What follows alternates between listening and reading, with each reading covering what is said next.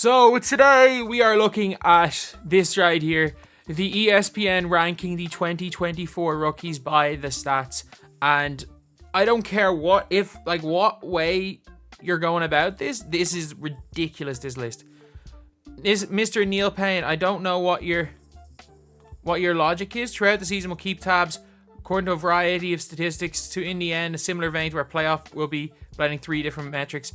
Win shares, estimated wins added from PER, and wins generated from SPR. Like, what the hell does this mean? Is this the thing that made you say that Jalen Brunson was the 5th best player in the world, ESPN? Because it's ridiculous. Either way, before we get on, if you guys are new to the channel, subscribe. We are trying to hit 7,000 subscribers as soon as, or 6,500 subscribers. We can hit that in the next 2 or 3 days. That'd be absolutely insane. We're on the road to 10K. Either way, like, you trust me. Like, I don't have all these stats. I don't know about what's the Jokic stat, the kitchen sink stat. I don't know all of these. I'll look at some stats, but at the end of the day, statistics, watching games, everything needs to be put on boards. And this list right here just shows that not everything can be done by stats, because it's a bad one. It's a real bad one here. So, first of all, Cameron Brink at number 1. If this was 2 weeks ago, fair enough. 2 weeks ago, Cameron Brink was playing well. Cameron Brink her team's been bad since the start of the year, but she's been a starter. She has just come off a game. This is this was released today, but she's just come off a game where she got fouled out in 15 minutes on the court. She scored 2 points, and they lost again.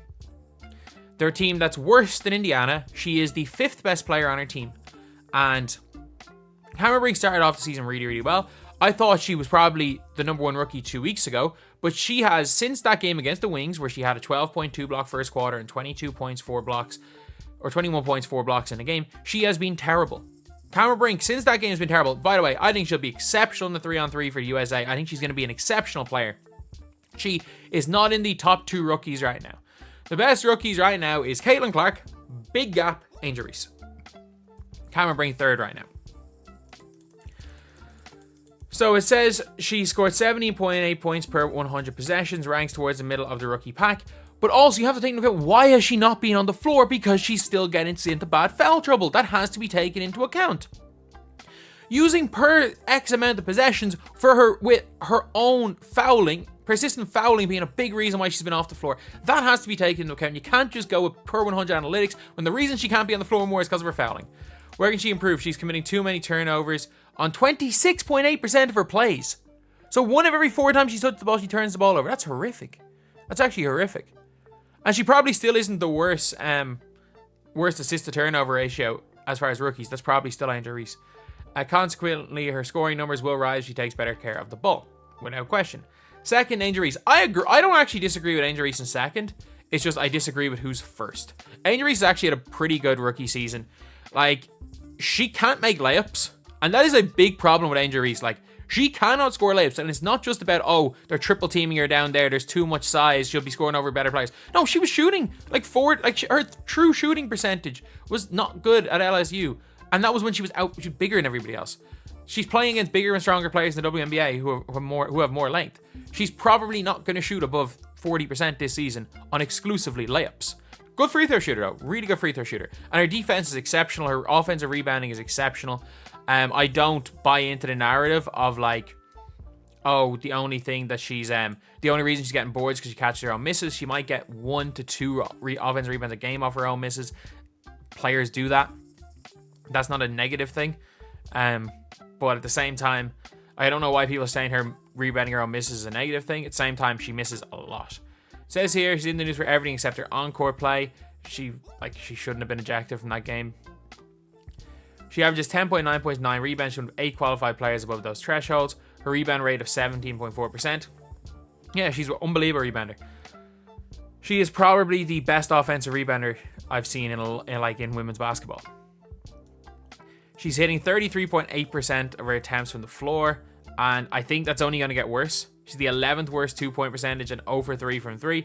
I can't believe she shot 3 3-pointers. Like, I'm surprised if she can get the 3-pointer down, but I don't think she will. A lot of people are expecting, they're like, oh, once Angel Reese figures everything out, she's going to be this superstar. I think she's going to be what she is, just a better version of this. I think she's going to be a 12-point. She's going to be a walking 12-point double-double, I'd say, for her career.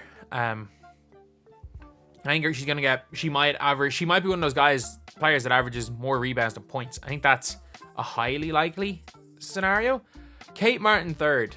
And like, I really like Kate Martin, but she's not been the third best rookie. Her role is to not mess up. And she's really good at it. She's really, really good at her role.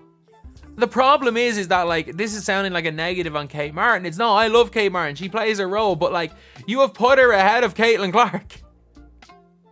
You've literally put her ahead of Caitlin Clark. You put her ahead of Clark. You've put her ahead of Rickea Jackson. You've put her ahead of Pilly. You've put her ahead of, what's her name? The Vanloo. You've put her ahead of all these players that just have to do more. Alia Edwards. Like, Kate Martin's job is to not mess up, stand in the corner and occasionally shoot the ball if she gets it wide open. Like, she scored 0 points last night.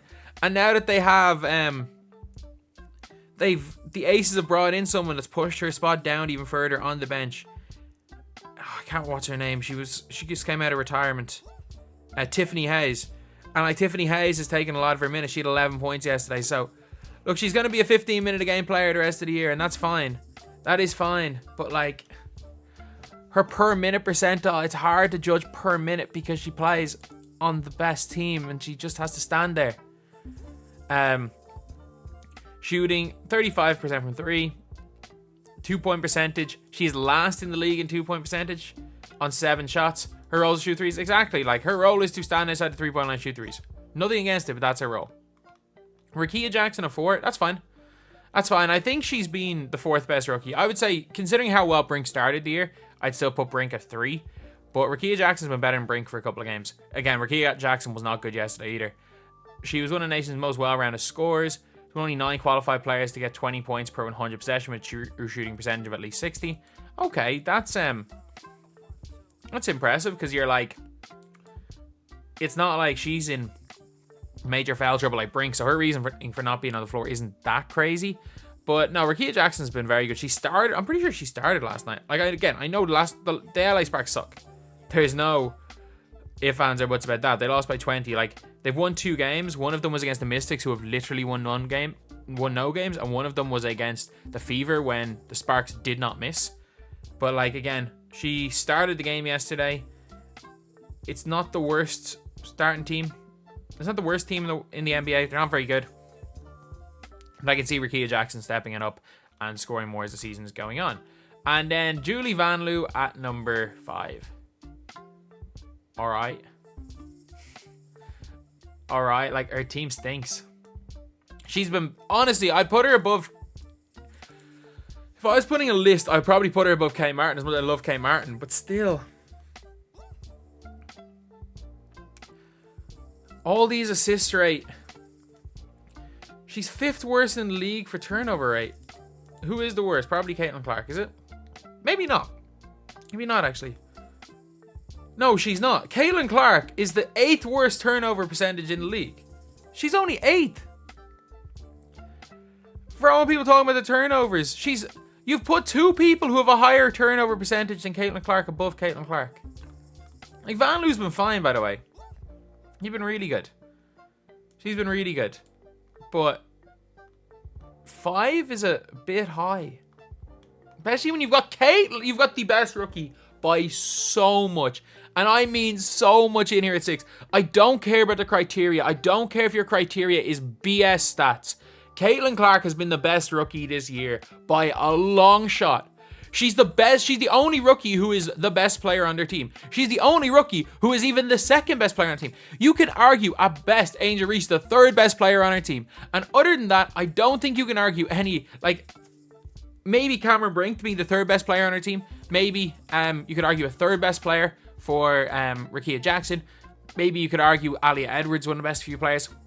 But you've got Alia Edwards even lower than Caitlin Clark. Like, there's no way. She's by so much the best player on that team. And for anyone saying like, oh, but like X, Y, Z stats, these players score more. Caitlin Clark gets guarded 3/4 court. She gets fronted. She gets double teamed every time she dribbles. Every single open shot Kelsey Mitchell shoots. Every open shot that you guys saw it. If you guys even watched the last game against the Liberty, when Kelsey Mitchell was going off in the first half, an awful lot of it was due to the gravity from Caitlin Clark. In the second half, when they told Caitlin Clark to go stand in the corner, Kelsey Mitchell and Melissa Smith were not getting their open shots. They were scoring sometimes, but their percentages all started to go down. Everything runs through Caitlin Clark for that team. She is the best player by a country mile. Caitlin Clark's gravity has been allowing Melissa Smith to shine. Caitlin Clark's gravity allows Kelsey Mitchell to get easy opportunities and not having to go dribble, and miss like she tends to do when Caitlin Clark is not running the point. She is by far the best rookie so far this year. And how you can have her at 6.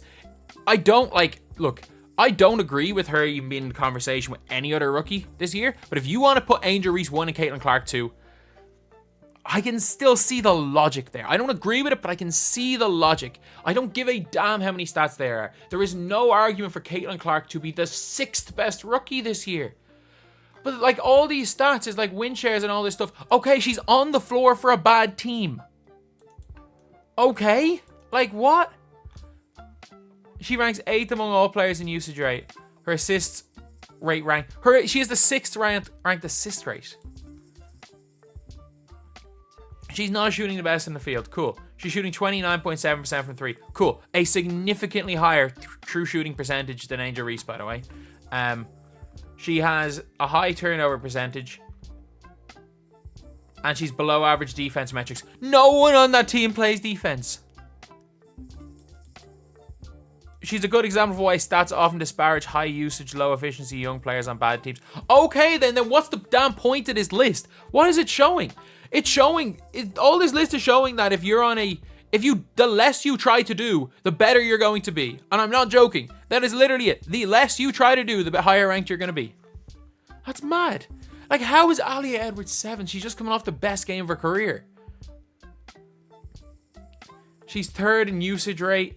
The efficiency's there. She's making 44.1%. It's still 10% better than Angel Reese. Shooting 60% from the line. In fairness, Angel Reese isn't nearly as good. She has a 15-7 assist to turnover ratio. How is that bad? That's 2-1. That's 2-1. Angel Reese is literally like more turnovers than assists. And you've got Uzun from the wings. Doesn't really play that much. One of my thought doesn't play that much. She's been okay, I guess. I didn't even know she was a rookie. I'm not even gonna lie. I've watched the wings a few times. I had no idea she was a rookie. I had no idea she was a rookie. She been playing much for the Liberty? I have no idea. And then best of non-qualifiers. How does Alyssa Pilley not qualify? What is this list? I'm sorry, what is this list?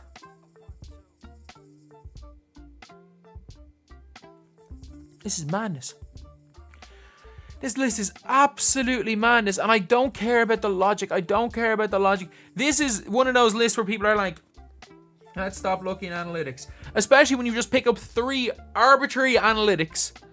And not even PER. You don't even have PER, you have PER wins. What the hell does a PER win mean? What the hell is that? Like, I'm someone who looks in analytics. I've never even heard of some of these analytics. We might as well just be ranking them based on the damn kitchen sink value over... What's it? Kitchen sink value, the Jokic stat where he was first in the league. We might as well just pick just random arbitrary stats and be like, this is why a player is MVP. Anything that says that Caitlin Clark is 6th on a list while Vanloo is 5th and Kate Martin is 3rd is just objectively wrong.